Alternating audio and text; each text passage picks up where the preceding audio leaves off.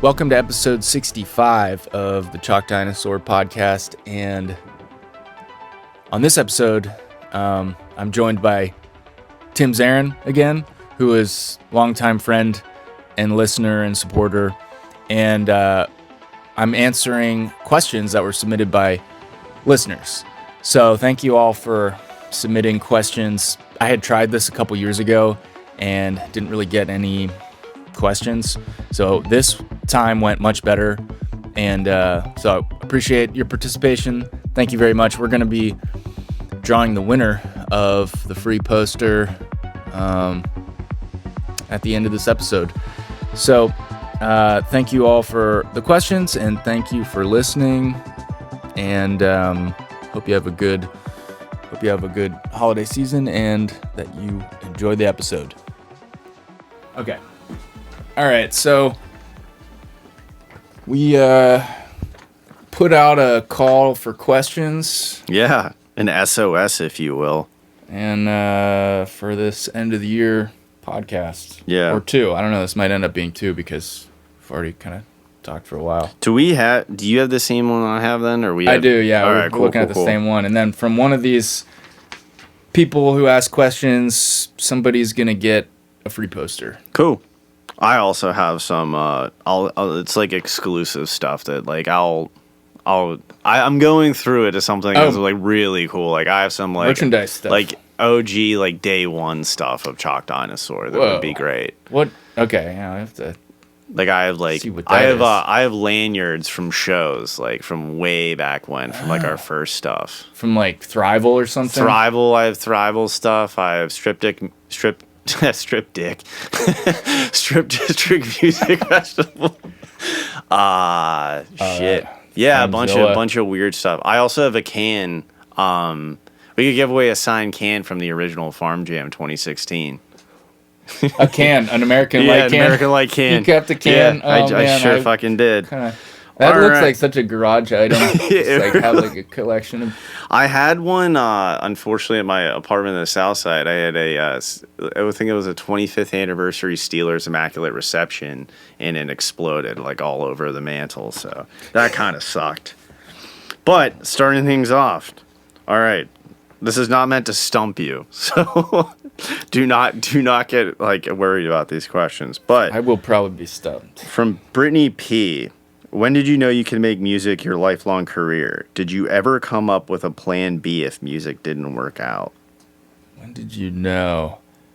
I still am like not sure if this is going to continue to work. Like so far for the last 10 years it has worked. So I'm kind of just holding on and like doing it as long as I can. And like the only way I've been able to do just music is through the TV composing stuff. Mm-hmm. That's the only way I've been able to support myself. And like I started doing that in 2012.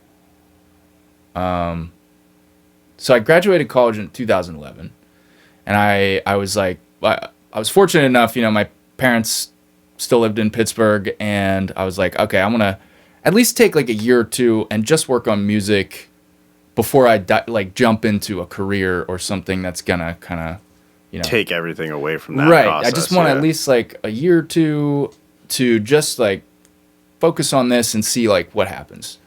And, I played in a couple bands. I did a little bit of touring, not really, just like a little bit, but I played in bands, met people, and through those connections, someone hired me to do some remixes for them.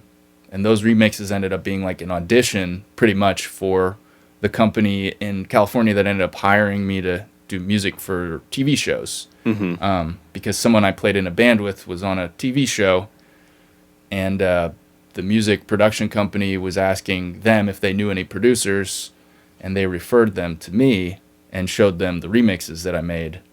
And then that kind of got me in the door to like another round of an audition where they asked me to make something like a top 40 sounding like a Nicki Minaj. Like, can you do something like this? And then I think you told me about that on my radio show, like way back when. That was the first thing. It was like the first thing they asked me to make. It was Pound the Alarm was like the reference. They're like, it's a Nicki Minaj song. They're like, can you make something like this? And then like I had to make something like that, and they're like, okay, all right, we need more. There you go. And like from there, it was like, oh, okay, like I'm actually making enough that I could pay rent now, and then I was able to move out, and like that's kind of just kept going until now. Mm-hmm. But the landscape has like changed a lot, especially after COVID. Like I don't get the same amount of work that I did. I'm basically like living off the royalties from the 1,500 tracks I made in the last 10 years. And like here and there, like I get random stuff like I'm going to make a sample pack for this app. Like I do those every once in a while. And I still do like TV music stuff, but it's just different now. And so I have no idea how much longer I'm going to be able to keep doing it, but hopefully at this point, like my skills are good enough that I could figure something out, music production wise. So it's kind of just like a lot of odd jobs and like doing work for friends too, like other musicians. So when did I know? I guess whenever I started making enough money to pay rent, then I was like, okay, Yeah. I'm doing it. Yeah. Very cool. So that was like 2012. And plan B is like bartender. I don't know, like probably some kind of, probably that. Yeah. Or some kind of like tradey craft thing, like work at I was talking to someone who works at a cabinet factory, cabinet like workshop. Yeah. And I was like, oh, did you have experience doing that? He's like, no, I learned, like they trained me, and like that's what he does when he's not on tour. He works at this cabinet shop, making cabinets. I'm like, that sounds like I could get very therapeutic into that. Yeah, he just like listens to music and he doesn't have to deal with customers, or he just and his hours are just whenever he's available. And that like musical, like artistic muscle of like beginning, middle, end of a task. Like he gets to do that, like whether he's playing music or he's at work. But Yeah. I think that would be important. You know, it's possible you could, it could maybe some kind of like graphic design stuff. Like I'm almost good enough to like do that kind of, like I do graphic design for a brewery in Bethesda, Maryland. Like one of my brothers. Dude, I love Bethesda. That's like Really? my favorite place in all of like. I have no idea why. I randomly, my little brother got married and we stayed in Bethesda, and it reminded me a lot of like Shady Side a little bit, where it was like cool. You could walk around. There were some office buildings, but there weren't skyscrapers. So it was like it was my vibe. Yeah, I really, really liked it. Well, if you ever go back, go to Baby Cat Brewery. Baby Cat Brewery. Yeah, Pseudo Dudo did the artwork, and then I did like the layout, like the can layout with the government warning and hell yeah, all the random little crap that's on a label. Yeah. Well, the world's your oyster, John. So I would just say at this point, let's not plan for a plan B. So right, Dinosaur just forever. gonna keep doing it, and if that situation comes up, I'll figure something out. Video editing, driving, I don't know. Yeah.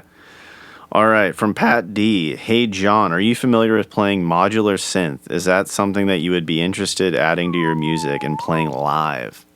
Pat D, one of the OGs. Pat D,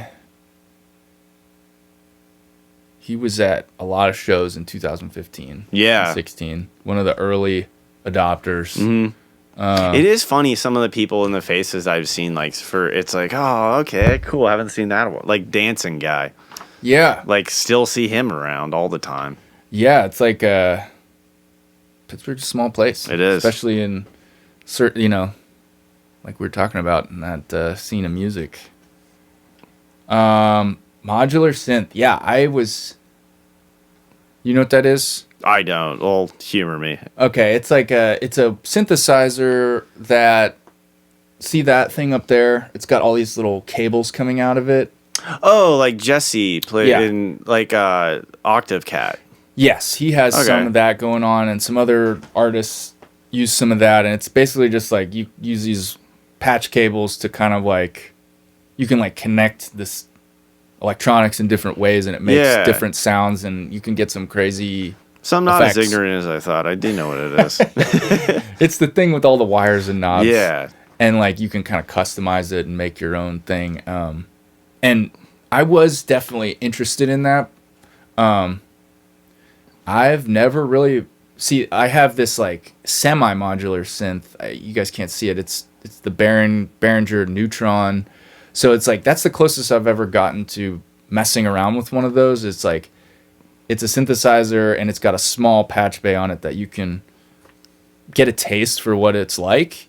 And it was sweet. You get a lot of crazy effects that I could never have conceived of. Like, I'm going to make this sound. You just like plug stuff in and you get crazy sounds and you're like, whoa, I have no idea how that happened, but it's the happy accident machine. Mm-hmm. And like the intro to Jeff Sharp is like that sound effect, that like weird, like lasery sound effect at the beginning of that song is from like a modular, just from that thing. But like, it's just such a big can of worms to open up. I'm not ready to do that yet. Yeah. I feel like it would be sweet and I would get really absorbed in it. But I'm like not ready to like dish out the. What if you're not that buy comfortable with too. it? Yeah, it's just like, do you want to like kind of work on it as you go, or would you like to invest like a lot of time to get really good at it before you start rolling it out live? I don't think I would. I think I would just be playing with it in the studio, just all day, every day. Yeah, like I think never it would be getting anything done. That would be the danger. Yeah, that's what I'm afraid of. Is like I would just. Especially if you're making those packs for people, like sound packs, you could make about 1,000 of those just sitting around day in, day out. Just playing with sound. And I love doing that kind of stuff, like sound design, but I'm just like waiting for a better time. Like that feels like something I would do if I were like retired and I was like, okay, now I'll feel okay just like spending a ton of time just like fiddling around with different sounds on this. Mm-hmm. So basically, yeah, I'm just scared of the time and money expenditure that it will, like, undoubtedly cause, because it seems really interesting. All right. Well, Alexa P has 3 questions, but let's just keep it at 1. So, good Lord, lady.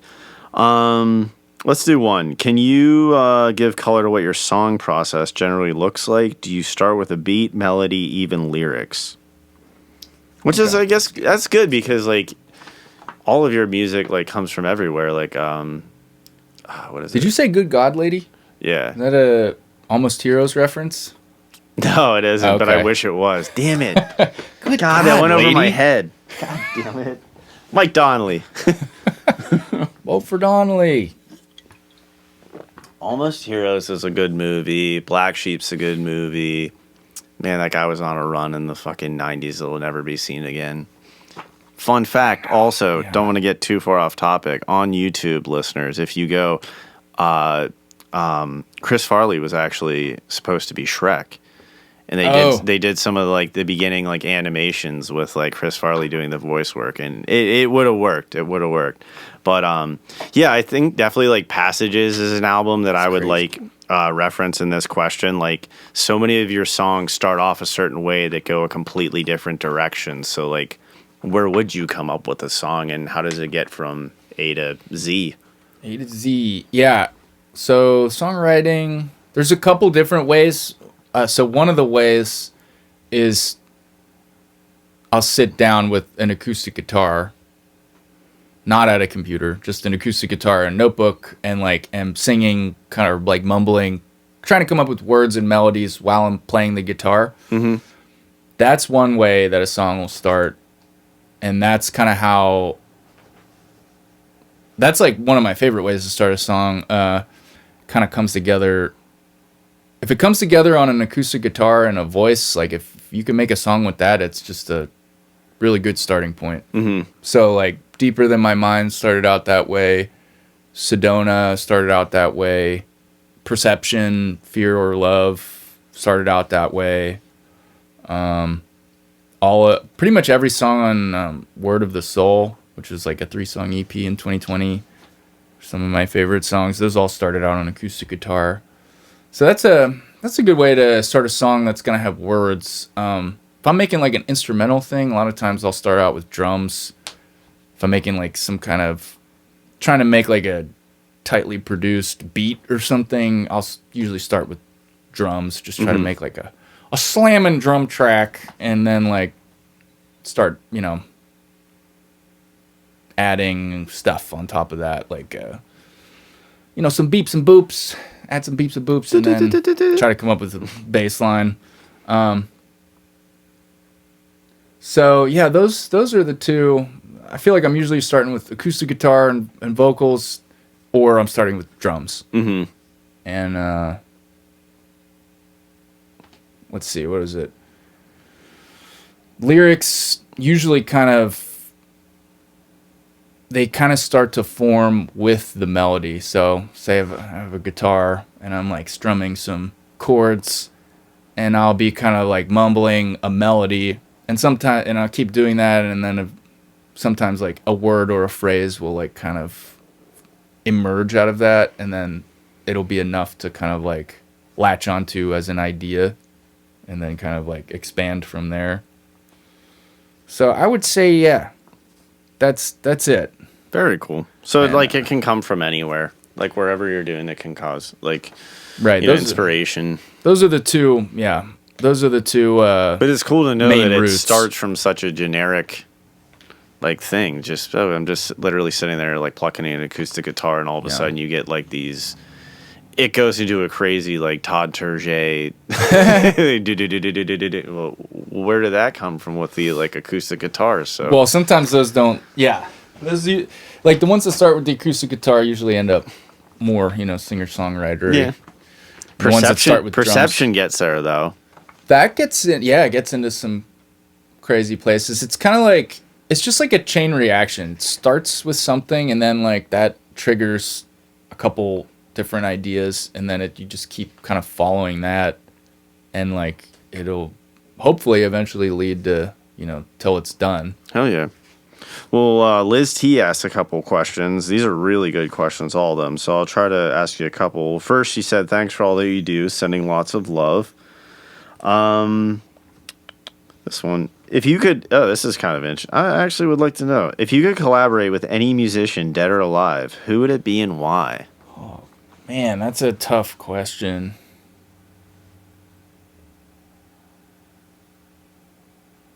Dang, nabbit.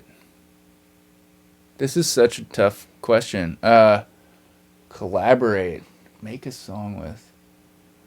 Because it's like, are you trying to make just who you would want to make a song with, or who you think you'd make the best song with? I mean, I would love to like work on a piece of music with Jim James, or Aaron Freeman of Ween. Mm-hmm. Those are two of my biggest like songwriting influences. And then like producer wise, I would love to kind of just to see how they do it. Like the guy who does the Oliver music, I think his name's Von Oliver, or I forget what his name is. Oliver. Yeah, there's two of them, and the one guy just broke up, and they've like, I don't know why they won't make more music. The album Full Circle, killing me. For anybody listening, is your life will never be the same for the better. That's like one of the biggest production, like in terms of sonics and like sonic quality, is like sets the bar for me. That and Todd Terje, It's Album Time. Those are like set the bar for me in terms of production value and like how stuff sounds. So those would be like the people I'd want to collaborate with in that sense. And then songwriting would be the other guys. But there's so many, and I've gotten to like do a little bit with some of the people. I've got to work with some people in Lotus and Pigeons Playing Ping Pong, and which has been super cool to get to work with people that have been influences.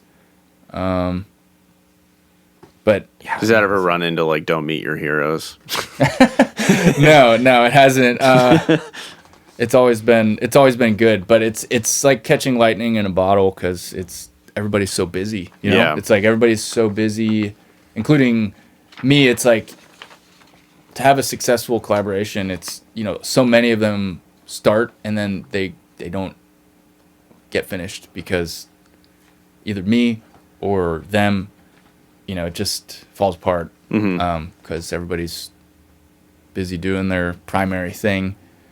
So anytime it does work out, it's like super cool to have it actually finish. Which like these 2 tracks I made with Zach Wiesinger, gonna release those as soon as we have the album cover.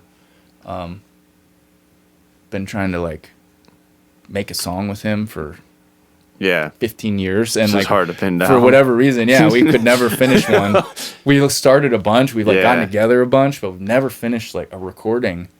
And I finally, think like you've done more recording with his dad than you've done with Zach. yeah. I worked with his vocals on "Don't You Gimme No." Don't you gimme no. His dad's the man, though. I met him once at a show, and he's just like the coolest guy ever. Man, yeah, very proud dad. What a creative! He's such a creative, artistic guy too. He's like builds all these robots out of like scrap stuff. Damn. And like, I don't know. I see where you can really see like where it all comes from. The DNA. Yeah. for Zach. So this is one a cool one. Question from Sam T. Hey John / Chalk Dinosaur crew. For the first time, I am fronting an original music band project this year, and I'm already experienced the lows and highs. My question is a 2-parter.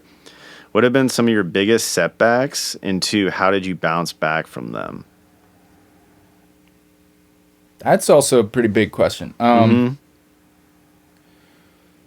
Yes. I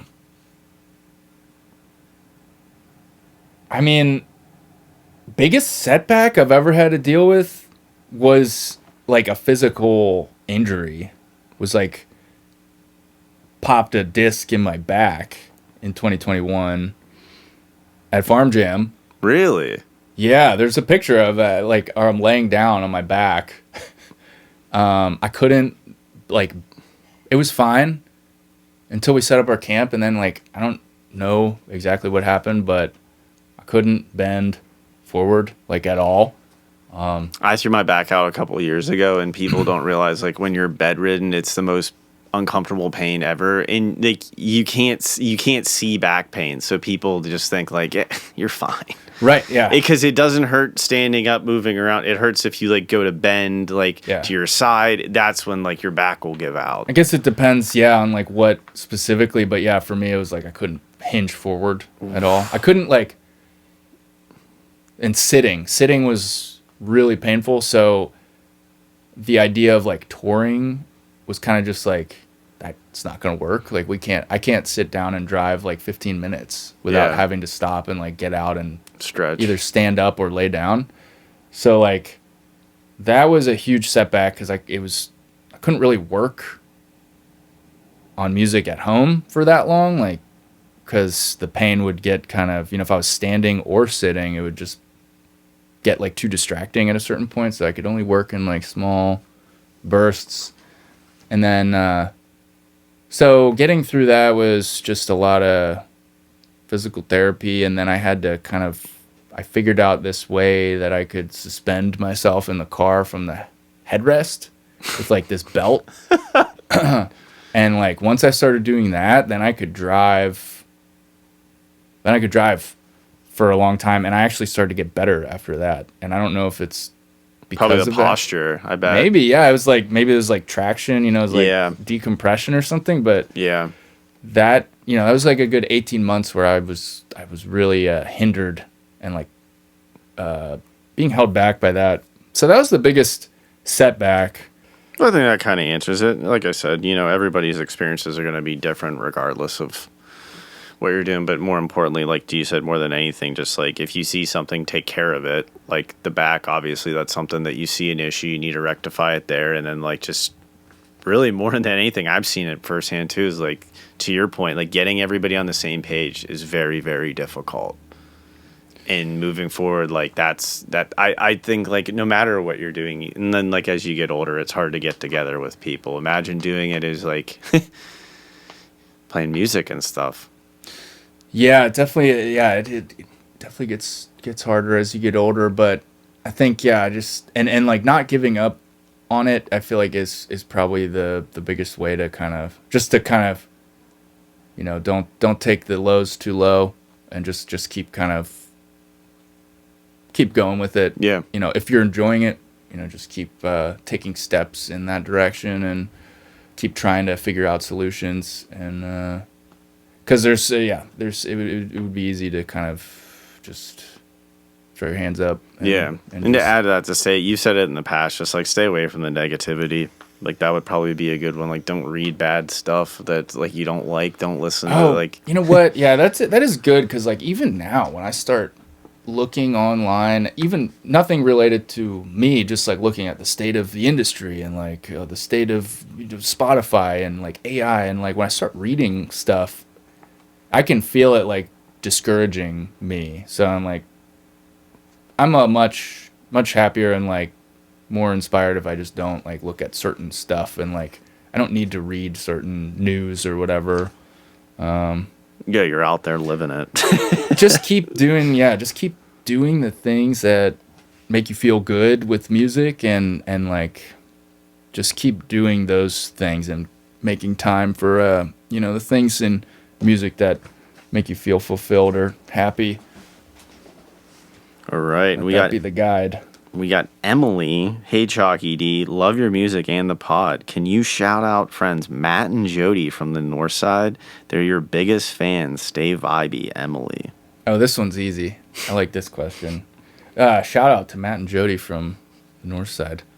There we go. I don't know if I'm like trying to think of if I've met them before. I think On the North Side. I was just in the North Side. They weren't at the DC show, were they? I don't know. North Side. Just went to the government center with Alyssa in the coffee shop there. Have you seen that place? Government center. It's on the East Street. It's a record shop. Yeah. Yeah. That place is cool. Just went there. They were playing Batman Forever on VHS on a tube TV. I thought you were going to say they were playing the sound, like the album, the Seal song. They were playing the VHS on a nice tube TV on a VHS. It was like it's crazy to see that how low definition that is coming from what it is now. Yeah, what like I'm so that. used to seeing. I'm like, holy crap, this is so fuzzy. Yeah, and it's great. It looks like a record sound. That's actually not a bad idea. It's like some like bar curated with like only like the grainy TVs, no HD coverage, no nothing. Just it's strictly, like a VHS wall. Yeah, and strictly like VHS. VHS classics. The like maybe laser disc if like you're feeling like frisky or something. Wow. These are some good ones. I like this Max Seed. I really like this one. I'm interested. Irreplaceable piece of gear on stage. I would say the Octatrack. The Octatrack is the centerpiece of how I do shows. It's like what syncs all of the other gear, and it plays all of the audio that like we're not playing. And it's like it's a mixer that like I mix sounds through. It's like it does a lot of things. It basically serves as it is replaceable though, because it serves, a lot of people use Ableton to serve the same function, a computer in Ableton, and but for me and like the way that we do our shows, that's like that can't be replaced. If that were to, get broken or lost or something, it's like we can't play without that, and it would take we'd totally have to redevelop like how to play on like a computer with Ableton. It would be a totally different setup. So I'd say that's it. It's the Electron Octatrack. Very cool. Favorite trinket you've picked up from touring? Sam Travis, who asked a question, Sam T, earlier, he gave me a crystal dinosaur made of calcium carbonate. So it's like a chalk dinosaur. Oh shit, a real chalk dinosaur. Calcium dinosaur. And that was in Chattanooga.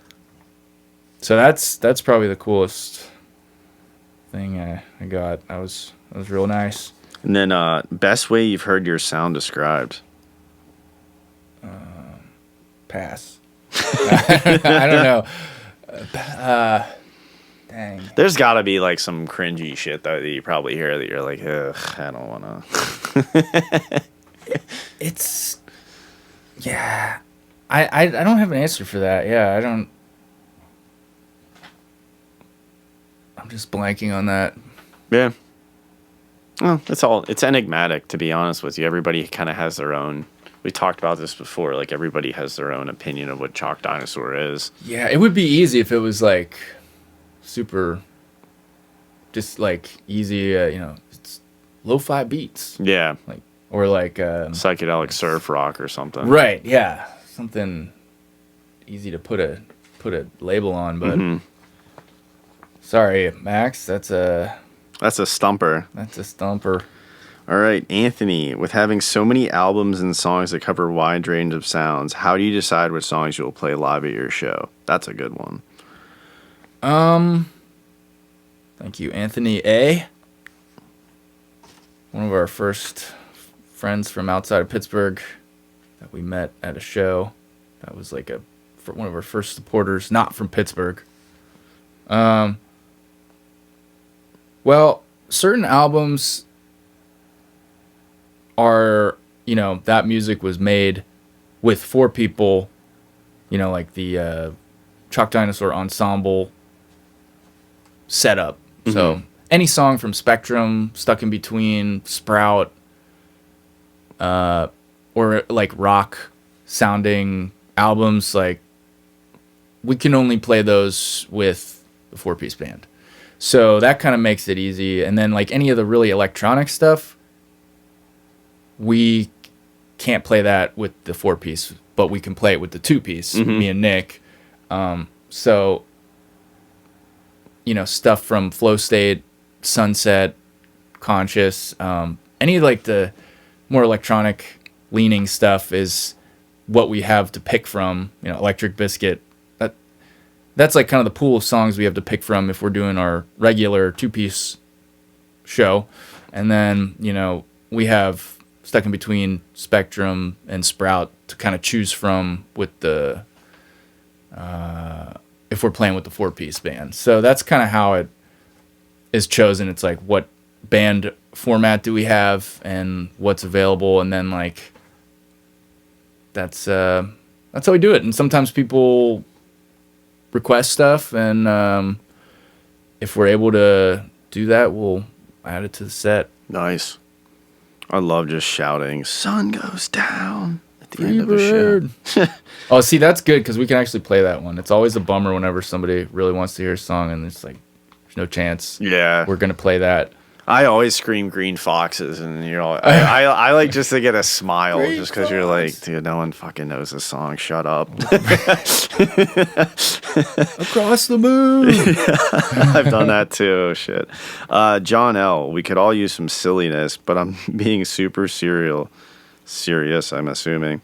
What type of dinosaur? What color chalk? End of line. Yeah, that's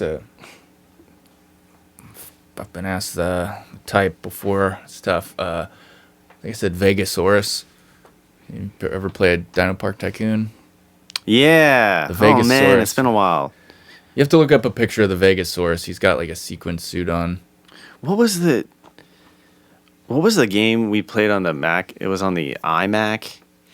It was like a fossil video game where you were like a velociraptor. Oh my god. You know what I'm talking about, right? That's like ringing such a vague bell. It wasn't Cro-Mag Rally, I remember that game, but like you were literally just dinosaurs like just jumping around like different worlds. God dang. That is like such a faint memory, but I feel like I know what you're talking about. Where Yeah. you're controlling a dinosaur. Wasn't Turok Dinosaur Hunter? Damn it. It's gonna ruin the rest of my day, dude. I know it is. Maybe that would be a good task for ChatGPT. Just don't tell Nick about it. I don't know. Oh yeah, very very Yeah. distrusting of ChatGPT. What type of dinosaur? I don't know. Raptor or Diplodocus. Solid choices. You can't go wrong. Color chalk. And, either a highlighter yellow or a blue. Solid. Highlighter yellow is very, very appeasing. Adam K. Who have you encountered on tour that was remarkably kind and humble, but one might not expect them to be due to their level of fame, notoriety?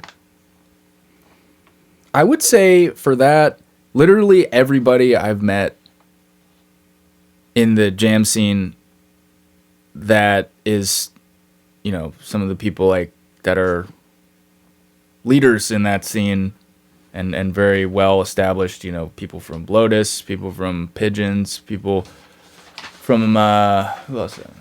The Works, like everybody I've met is super nice and humble. Mm-hmm. Like I haven't met a single person that was like a jagoff.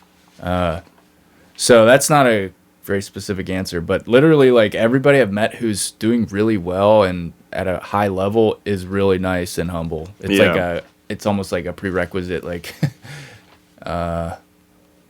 it's just part of the formula, I guess. Yeah. Be like a good, Kind of drawing back to like Sam T's question, be like some advice for you is like always be nice to people.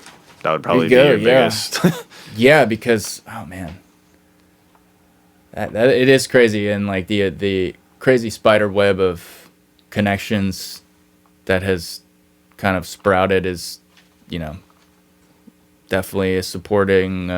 Always be nice to people because you never know More bees with honey than vinegar. how that's gonna affect you. All right, this is a long one, and I am dyslexic, so I apologize if I'm going to butcher this, boys and girls. Hey, guys, is there a genre of music that you listen to or are interested in but haven't yet explored playing or creating within the band and would eventually like to at some point? And when working towards creating a new EP, LP, do you more often focus on a select set of songs, or do you continuously write and record, then pick which songs best fit that particular project? And if the songs are getting cut or shelved off of the projects, how much unreleased music is currently in the vault? That last question is loaded.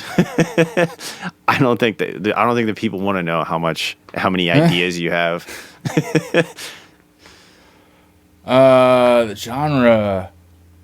I haven't really touched hip hop or metal, and those would be that would be fun to do at some point, because I do make those for other like not for Chalk Dinosaur. Like I have done a little bit of both of those, and that would be fun to do something like that. But you mean like double bass, like dun dun dun, like yeah, that'd be kind of cool. Like not like there's like a certain level of heavy metal that I find to be like still listenable and like has like groove to it. Yeah, like head bobbing, just like heavy head bobbing metal. The stuff that gets into like crazy odd time signatures and like technical that I don't really follow, like not that. I don't know what that's called. And not like super death metal where it's just like like somewhere, more melodic metal with heavy tones but groove. And and then working towards a new EP or LP. I'd say there's usually like several going on at the same time. Like right now, we just recorded with the band, the ensemble. We recorded a new LP that I'm working on finishing now. And at the same time, I've kind of been collecting these songs of a kind of a more vintage funk style, and kind of just collecting those until I have enough to release them. And that's kind of how it works a lot of times too. There's like a lot of open projects, and eventually like you start getting groups, natural stylistic groups like this, vintage funk style of starting to get like a group of those together. I'm starting to get a group of like house music songs together. So that'll probably be another EP or LP. And then, intentionally the ensemble like music, we intentionally like, we're going to go in and do these songs. And the rest are kind of just like, they accumulate. Yeah,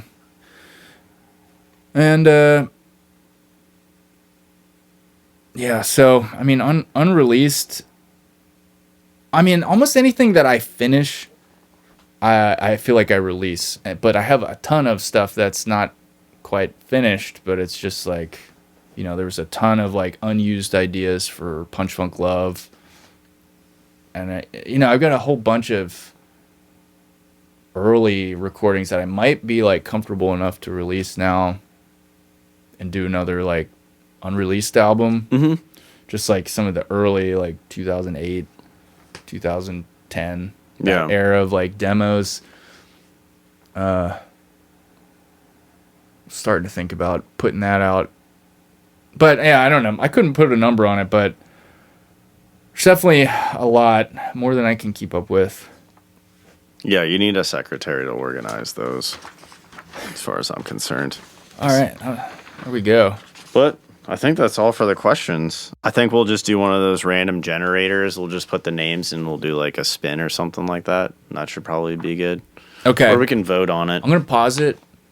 We're going to determine the winner. Yeah. And we can announce it right now. Timeout.